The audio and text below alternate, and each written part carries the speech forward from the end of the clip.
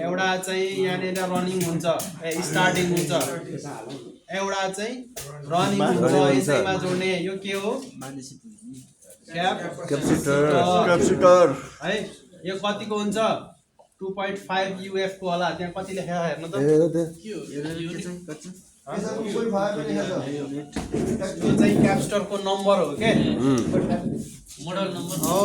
त्यहाँ भित्र भएको क्षमता नम्बर हो यो चाहिँ कति लेखेको रहेछ त्यो कालोमा हेर्नु त 2.5 छ UF प्लस माइनस 5% 75% पर्दैन अब यो कहाँ जान्छ न्युट्रलमा जान्छ यसको अस्ति हामीले न्युट्रल भनेको थियो नि रनिङ यो न्युट्रलमा गयो अनि यसको के हो कहाँ जाने भयो लाइनमा डाइरेक्ट जाने भयो कमन चाहिँ अब हामीलाई थाहा भयो यो दुईटा तारा रनिङमा स्टार्टिङ त यहाँ रहेछ कमन त उताबाट गइसक्यो नि लाइन भनेर भन्ने हो के बुझ्यो अब बुझ्यो नि